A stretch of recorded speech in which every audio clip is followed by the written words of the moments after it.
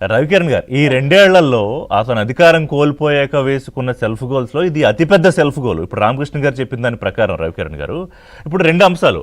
ఒకటి సైకలాజికల్ ఆస్పెక్ట్లో వారు చెప్పారు కదా రామకృష్ణ గారు, బికాజ్ హీ టాట్ దట్, ఆయనకు తెలుసు అది.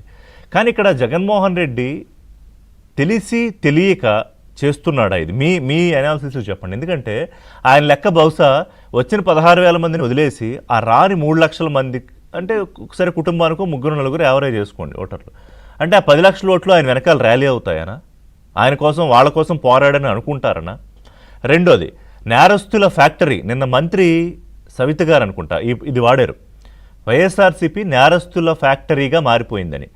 కొంచెం అతిశయోక్తిగా అనిపించవచ్చు, కానీ వినగానే if you go and take the history అంత అతిశయోక్తిగా ఏం అనిపించదు.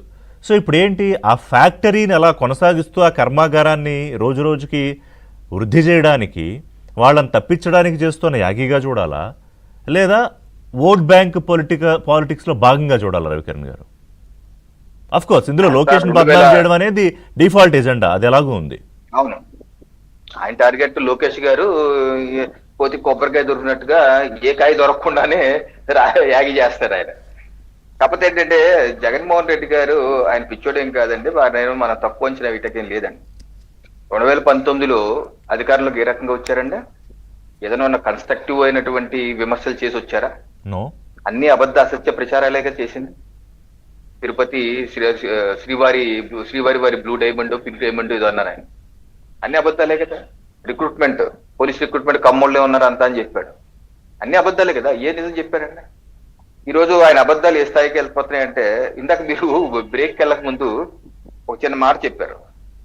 జగన్మోహన్ రెడ్డి గారు ప్రచారం ఈ మెడికల్ కాలేజీలు పీపీపీ మోడల్లో రానవను బెదిరిస్తే వాళ్ళందరూ వెనక్కి వెళ్ళిపోయారు.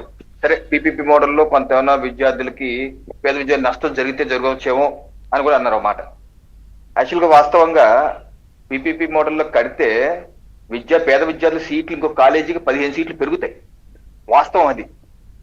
అంటే ఆయన అబద్ధ ప్రచారాలు ఎలా ఉంటాయంటే, ఈ ఏదో ఉండుంటేమో, నిప్పులేంది పొగరాదు కదా, ఏదో అయ్యిందేమో, డిఎస్సిలో ఏదో జరిగిందేమో అని చెప్పగా అనిపించాలి. ప్రజల మనసులో ఆ విష బీజం నాటాలి. వాస్తవానికి మెడికల్ కాలేజీ ఇంకా ఫ్రీ సీట్స్ ఇంకా పెరుగుతాయి, అది వాస్తవం. ఈరోజు ఒక నెరేటివ్ సెట్ చేయగలిగాడు, రేపు ఇంకో వారం 10 రోజులకి ఇంకో నెరేటివ్ సెట్ చేస్తాడు. ఏదో జరిగింది తప్ప దీంట్లో ఏదో జరిగింది. కానీ రవికిరణ్ గారు, మీరు అన్నదానికే ఇవాళ మీరు ఇంత బలంగా ఉండి మీ కూటమి ప్రభుత్వం, జగన్మోహన్ రెడ్డి ఎలాగా ఇలాంటి నెరేటివ్ సెట్ చేయగలుగుతున్నాడు? అదేనండి, అందుకనే ఇందాక మీరు కూడా అన్నారు ఎమ్మెల్యేలు ఎమ్మెల్సీలు ఏం చేస్తున్నారంటే, ఇప్పుడు కాకినాడలో కూడా అండి, కాకినాడ సిటీ ఎమ్మెల్యే కొండబాబు గారు, అలాగే ఇక్కడ ఎమ్మెల్సీ రాజశేఖర్ గారు, వారు ప్రత్యేకంగానటువంటి ఈ యువతతో కూడా మీటింగ్ పెట్టి డిఎస్సి నియామకాలు ఏ రకంగా పారదర్శకంగా చేశారు, అలాగే భవిష్యత్తు ఏ రకంగా చేయబోతున్నది విద్యార్థులతో మాట్లాడారు. నిన్న కూడా మా BJP MLA Adoni MLA doctor Parthasarathi గారు, ఆయన వైసీపీ పార్టీ కార్యాలయానికి వస్తాను రండి, మీ డౌట్ లేని రండి డిస్కస్ చేద్దాం అని చెప్పి కూడా వెళ్ళారు. సరే, వెళ్తే అరెస్ట్ చేస్తారు, అది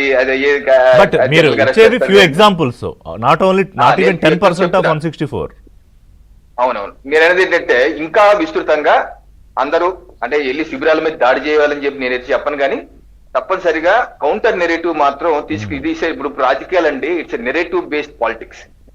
ఈ రోజు జంజీ ఉద్యమం అంటే ఏంటి? జంతర్ మంత్రంలో చేసిందా లేకపోతే రాంచీలో జరుగుతుందా అనేది ప్రజలు చూస్తున్నారు.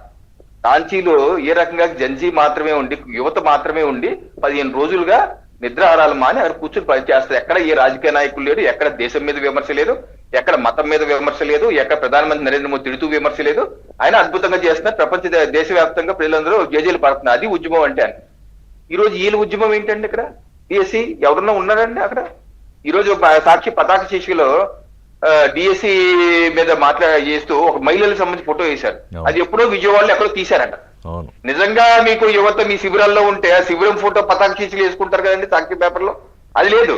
విజయవాడలో ఎక్కడో ఏదో జరిగిన సమావేశంలో మహిళలు యువత అమ్మాయి ఫోటో వేసి అంటే ఏంటి? లేరు అక్కడ, యువత లేరు. లేనప్పటికీ ఒక నెరేటివ్ సెట్ చేస్తారు ఆయన. నెరేటివ్ ఏంటి? ఇక్కడ లీకేజ్ అయిపోయింది అయితే 5,50,000 మంది ఎవరైతే క్వాలిఫై అవ్వలేకపోయారో, లేకపోతే చేసి ఉద్యోగాలు వచ్చిన 16,000 మందికే కదా సార్. మిగతా 5,50,000 మంది ఉన్నారు కదా రానోళ్ళు, లేకపోతే రానోళ్ళు, అప్లై చేయని వాళ్ళు, లేకపోతే ఆశ ఉన్నారు కదా. వాళ్ళందరిలో ఏదో రేగి న్యూట్రల్ పీపుల్ లో కూడా ఒక నెరేటివ్, రాజకీయాలన్నీ ఇప్పుడు నెరేటివ్ నడుస్తాయన్న. ఆ నెరేటివ్ మీద మనలాంటి న్యూట్రల్స్, లేదా న్యూట్రల్ ఉంటుంది 10% 15% న్యూట్రల్, అనేది 40% ఓట్ షేర్ అని చెప్పుకుంటారు. అది తగ్గిపోయింది అనుకోండి, బట్ ఎప్పుడు ఏ ఎన్నికన్నా ఒక 10% 15% న్యూట్రల్స్ ఉంటారు. ఆ న్యూట్రల్స్ మనసులో కూడా ఏదో జరుగుండులే అనిపించాలని చెప్పి ప్రయత్నం చేస్తున్నారు. ఈ ప్రయత్నం ఎంత సక్సెస్ అవుతున్నా అవదా అన్నది మనం చెక్ చేసే కౌంటర్ నెరేటివ్ మీద ఆధారపడుతుంది. తప్పనిసరిగా దీని లైట్ తీసుకోకూడదండి. ఆయన పిచ్చోటం కాదు, ఆయన ఏమో సైకో అని నేనేమైతే అనుకోవట్లేదు. ఆయనకు ఒక ఫార్ములా బుక్ ఉందండి. ఆ బుక్ ప్రకారం వెళ్తారు, అలాగే చేసి సక్సెస్ అయ్యారు. ఇంకోసారి సక్సెస్ అవ్వాలని ఆయన ఉద్దేశం. దీన్ని మాత్రం మనం కౌంటర్ నెరేటివ్ సెట్ చేసి, అంటే పరిస్థితులతో సంబంధం లేకుండా ఆయన రాసుకున్న బుక్ ప్రకారం ఆయన వెళ్తాడు అంతే. అవును, వెళ్తారు. అది మనకు విచిత్రం అనిపించవచ్చు. మనలాంటి 30% 40% ఏదో రేషనల్ గా థింక్ చేసి, లేకపోతే 50% అనుకోవచ్చు. వీళ్ళలో కూడా అయితే ఆయన దృష్టిలో మనం పిచ్చోళ్ళం.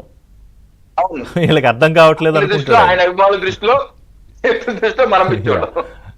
సాహెబ్ గారు, సో నేను ఇందాక అన్నట్టు అండి, అంటే అది కరెక్ట్ స్ట్రాటజీయా రాంగ్ స్ట్రాటజీ నాకు తెలియదు, మీరు ఆలోచించండి. ఇవాళ మీరందరూ ఇంతమంది ఉన్నారు కదా,